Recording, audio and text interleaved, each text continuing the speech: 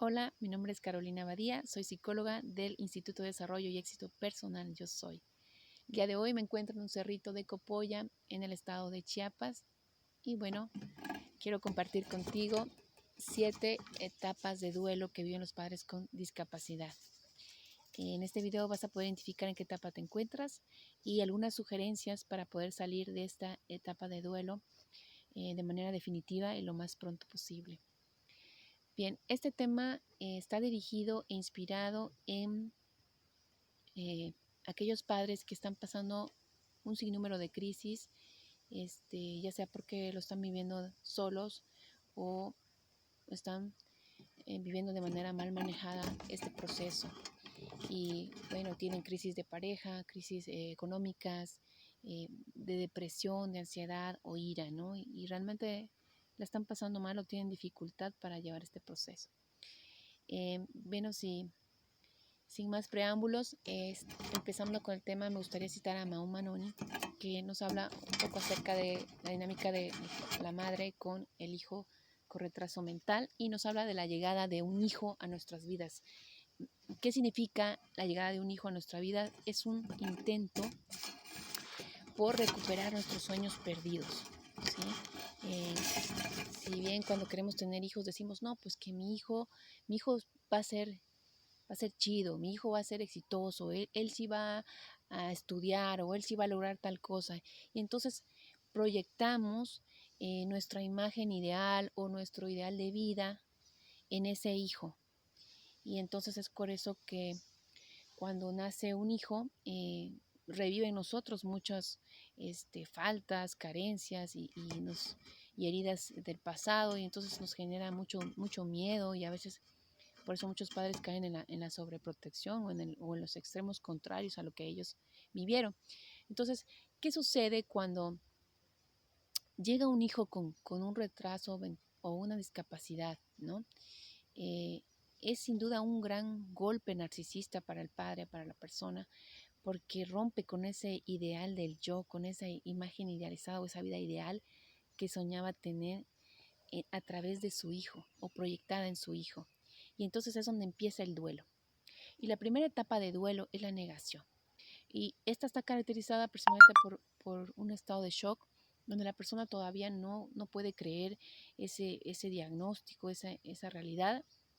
Entonces lo que hace es tratar de buscar más opciones, más opiniones médicas, más información, y bueno, porque todavía no lo acepta, no lo cree. Y bueno, la salida de esta etapa es precisamente aceptar ese diagnóstico y el posible pronóstico médico hasta cierto punto, porque sabemos que los pronósticos no son, podemos decir, no son delimitantes. Ahí sabemos sorpresas que nos suceden con chicos o con hijos de discapacidad que llegan a más allá de lo que se les había pronosticado médicamente hablando. Entonces, bueno, esa sería la forma de salir de esta etapa. Y la segunda etapa sería la etapa de ira, que es una etapa pues reactiva completamente, donde sin duda se caracteriza por frustración, enojo, miedo. La persona no sabe qué le espera ese miedo, no sabe qué le espera, cómo va a cambiar su vida ahora y qué le espera a ese hijo, qué va a pasar con él, etcétera, etcétera. Y viene esta frustración por precisamente muy fuerte, ese rechazo a la discapacidad de su hijo, ese enojo, y se da mucho la pregunta, ¿por qué a mí? ¿Por qué yo? ¿Qué hice para merecer esto? Y ese sentimiento también como de castigo, ¿no? De culpa, porque, porque, porque a mí, ¿no? ¿Qué hice? Porque a otras personas que son malas les va bien y a mí no. Y viene también ese sentimiento de que tal vez es un castigo, estamos siendo castigados porque algo malo hicimos, ¿no? Y si aún fuimos responsables por esta situación de discapacidad de nuestro hijo, aún peor, ¿no? Y bueno, esto se caracteriza principalmente esta etapa donde el padre, por la proyección que les decía, que teníamos de los hijos con los padres como nuestro espejo, hay un sentimiento de vergüenza cuando nuestro hijo, por ejemplo, no hace algo que esperamos que hiciera y menos ante los demás. Entonces, ¿qué sucede también en eventos normales donde sentimos que nuestro hijo hace algo, pues, se porta mal o cualquier cosa, entonces lo sentimos como algo personal, sentimos vergüenza como si nosotros mismos estuviéramos cometiendo el error por esa proyección precisamente que hacemos hacia los hijos. Entonces se vive esa situación de pena, de vergüenza, y lo que hacen los padres es evitar salir a la calle, estar que su hijo conviva con otras personas y empiezan a aislarlo o ocultarlo por ese temor, por esa pena. Y, y bueno, eso lo único que genera, padres, es que el niño en verdad sea rechazado porque no están acostumbradas las personas a interactuar con él, no le enseñamos a adaptarse a los demás, ni que los demás se adapten a él. Y entonces eso sí genera un rechazo permanente o una inadaptación permanente. Y bueno, otro punto que también sucede aquí, que quiero mencionar, es la sobreprotección. Por ese mismo sentimiento de culpa que el padre siente, entonces hay como una necesidad de compensar al hijo, y también acompañado con ese sentimiento de pena. A veces sentimos pena por nuestro hijo, obviamente pena por nosotros también, porque es una proyección, como les decía. Entonces decimos, ay, pobrecito, ¿qué va a hacer de él? No podrá valerse, no podrá esto, no podrá lo otro. Y entonces, y pobre de mí también, que cómo va a ser mi vida ahora, no voy a poder hacer esto, no voy a poder hacer aquello, etcétera, etcétera. Y entonces esa pena y esa culpa lo que hace es que queramos compensar a nuestro hijo con cuidados excesivos o con amor excesivo. Y bueno, eso no le ayuda a nada tampoco. El sentir pena por tu hijo no le ayuda en absolutamente nada, ya que la pena lo único que hace es empequeñecer a las personas, los hace débiles, le quita poder al otro, es decir, él no va a poder, el pobrecito esto, el pobrecito el otro. Tú le quitas esa posibilidad de que pueda al verlo pequeño. Y entonces, y a ti también te mete en una dinámica de víctimas donde tú no puedes hacer nada tampoco más que sacrificarte. Y entonces viene esa necesidad de sacrificarte y de ser buen padre, el mejor padre del mundo, y empiezas a autoexigirte, y eso te genera más frustración cuando ves que tu hijo no avanza, cuando tú estás cansado y abatido de, de, de cuidar de tu hijo, pero no cuidas de ti, te abandonas porque te estás sacrificando y te dejas al último lugar. ¿Y qué pasa? Pues cansado, no podrás cuidar a tu hijo y estarás más frustrado, estarás más estresado, y entonces vendrán más esos ataques de ira, de frustración al ver que tu hijo no avanza, que lo quieres cambiar, que lo quieres mejorar, pero no avanza. Y también puedes caer en la violencia hacia él, ¿no? Ya sea verbal o física, o la culpa. Vas a volver otra vez a la culpa, soy mal padre, no puedo con esto, y te vas a seguir autocastigando. Y eso va a ser un círculo vicioso que generalmente muchas personas se quedan atascados ahí en esa etapa, en ese círculo. También quiero comentarte que el sacrificarte por tu hijo, aparte de que no podrás cuidarlo con calidad, no podrás realmente ayudarlo, porque nadie puede ayudar a nadie si primero no se ayuda a sí mismo. Hay un versículo que dice, bíblico, que vas a amar a tu prójimo como a ti mismo. Entonces la fórmula es primero a ti mismo para amar a tu prójimo. Entonces primero salvarte a ti, atenderte a ti para poder atender a otro. Entonces lo que te recomiendo en esta etapa es precisamente que tú estés tranquilo, que tú trates de estar lo más desestresado posible, descansado, confiado, para que tú puedas, y apoyado por otras personas, soportado, para que tú puedas realmente cubrir las necesidades de tu hijo, una vez que ya cubriste las tuyas. Entonces, esa es una recomendación sumamente importante. Otro punto del por qué no es bueno que tú te sacrifiques por tu hijo, aunque culturalmente nos enseñan eso, ¿no? A dar, pedir, dar prestado, ayudar al otro, aunque tú te quedes sin comer, pero primero el otro. Entonces, que no está mal ayudar, pero no por encima de ti mismo, ¿no? ¿Por qué no está bien?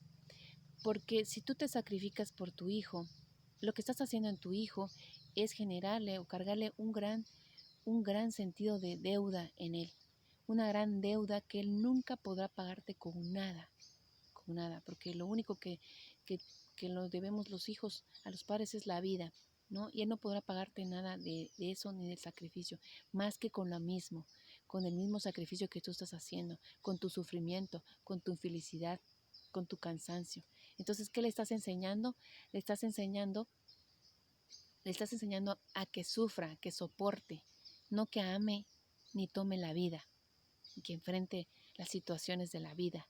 Le estás enseñando a sufrir y a cargar con esa gran deuda. Entonces, lo mejor que puedes hacer es dejar el sacrificio y asumir tu responsabilidad. Más que culpa, tu responsabilidad, que es eso, que hacerte cargo de lo que puedes hacerte cargo y ayudarlo desde tu amor propio, desde el amor. Bien, otro punto importante en esta etapa que me gustaría también enfatizar un poquito es el de la fantasía. A veces cuando todavía no pasamos esta etapa hay un fantaseo en querer cambiar al hijo, en que sea diferente, en soñar con ese hijo ideal soñado que del pasado que teníamos. Entonces eso quiere decir que todavía estamos en esta etapa cuando estamos fantaseando todavía con ese ideal de hijo. Bueno, la siguiente etapa sería la etapa de la negociación. En esta etapa todavía estamos en resistencia y todavía estamos pidiendo un milagro para que suceda un cambio, que las cosas cambien, que nuestra realidad cambie, que nuestro hijo sane, o que, no sé, hacemos un trueque con Dios, tal vez hacemos esto si tú nos sanas a nuestro hijo, etc. Entonces ahí viene la negociación, ¿no? La siguiente etapa sería la etapa de depresión, que esta etapa es cuando nos agotamos, nos rendimos y aceptamos que no podemos hacer nada para cambiar la situación, la realidad que es, el diagnóstico y todo lo que eso implica en nuestras vidas, ¿no? Nuestro futuro, etc.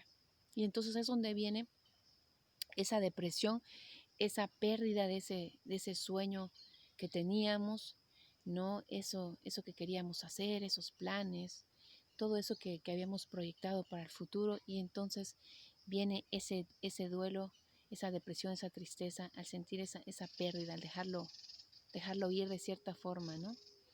Y bueno, obviamente lo que tenemos que hacer para salir de esta etapa de depresión precisamente es aceptarlo, que es la siguiente etapa, la etapa de la aceptación, la sexta etapa, donde por fin dejamos nuestro ego, dejamos ese narcisismo, dejamos de preocuparnos en lo que la repercusión de ese hijo va a traer o trajo a nuestras vidas, en cómo cambió nuestras vidas, nuestro futuro. Y bueno, y por fin podemos empezar realmente a pensar en nuestro hijo, a ver cómo ayudarlo realmente, y de manera pacífica, tranquila, sin apego al resultado, sin frustrarnos si no sucede nada, porque ya no estamos deseando cambiar a ese hijo, ya no estamos deseando cambiar esa realidad. O sea, estamos desde la realidad, desde la conciencia de lo que podemos hacer. Soltamos el control, soltamos el miedo, porque entonces ya somos conscientes de nuestra limitación también como personas. Una de las maneras que tú puedes hacer para llegar a la aceptación es primero aceptarte a ti mismo. Acuérdense que es esa proyección. Si yo me acepto a mí, voy a aceptar a mi hijo y voy a aceptar a todas las personas, ¿sí? Hay algo muy paradójico que pasa en esta situación, es que ¿cómo quieres que los demás acepten a tu hijo como es si tú no lo aceptas? Si tú que eres su padre, no lo aceptas como es. ¿Quién más lo va a aceptar si tú, siendo su padre, no lo acepta como es? Y si tú no te aceptas a ti mismo con tus limitaciones, en esto que no puedes controlar, ¿cómo vas a poder aceptar a tu hijo? Entonces, esa es la reflexión. Y cuando logres eso, vas a soltar ese miedo y ese control y vas a aceptar tu limitación, hasta dónde puedes ayudar a tu hijo, qué sí te corresponde y hacerte cargo, empezar a ser responsable, dejando ya la culpa, dejando ya el rencor y esa sobreexigencia de querer ser el papá perfecto, el mejor padre del mundo, etcétera, etcétera. Y bueno, la última etapa, que sería la etapa de la valoración del hijo, ahí obviamente empezamos a valorar realmente lo que nuestro hijo puede hacer, sus limitaciones, sus debilidades, como toda persona que tiene sus limitantes, que es imperfecta como todos, y vas a verle su potencial.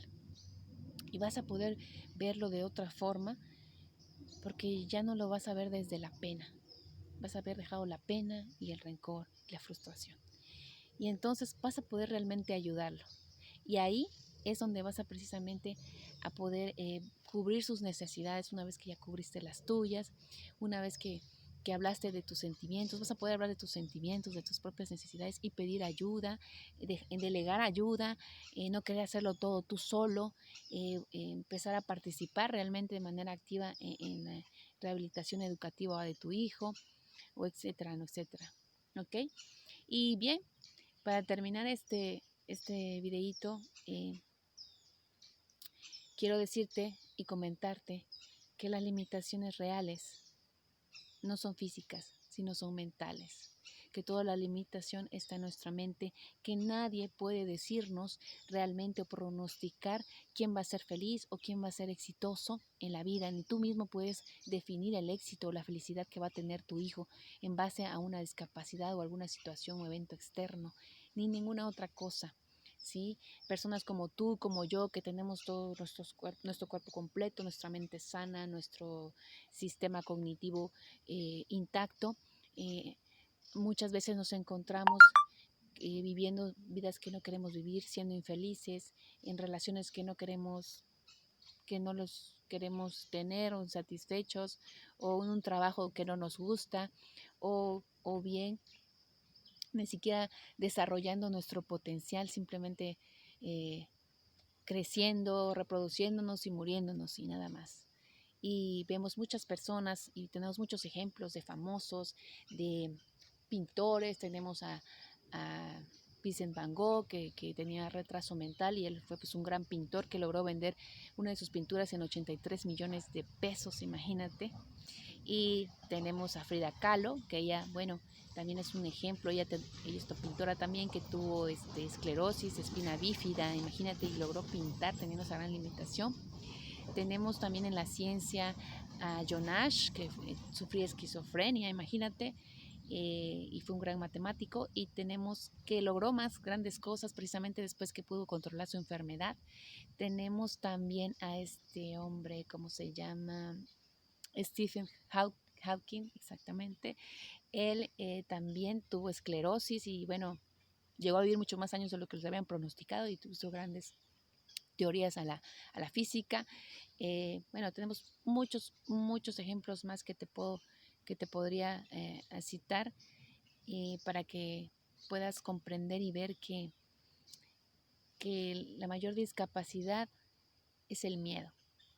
Y eso nos lo enseñaba Nick Vujicic, creo que se llama, que también es un gran conferencista, motivador, que tenía, bueno, nació sin extremidades y bueno, él es un gran ejemplo de vida.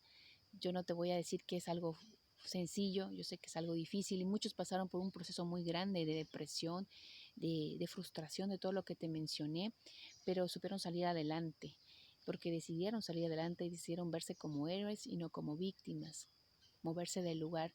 Y yo quiero compartirte el día de hoy que todo depende de cómo tú mires y cómo tú enfrentes y vivas esta situación. Y bueno, la última sugerencia que quiero hacerte es que dejes de preguntarte por qué a mí, que te hagas la pregunta correcta, que sería, ¿para qué a mí? ¿Para qué estoy viviendo esto? ¿Qué puedo aprender de esto? ¿O qué necesito aprender de esto? ¿Para qué me va a servir? ¿Qué de bueno le puedo sacar a esto? Y quiero decirte que lo bueno, todo lo bueno que podemos sacar de nosotros mismos generalmente viene de la dificultad, de los desafíos, de las dificultades, de los desafíos, es donde sale lo mejor de nosotros, es donde se desarrolla nuestro potencial.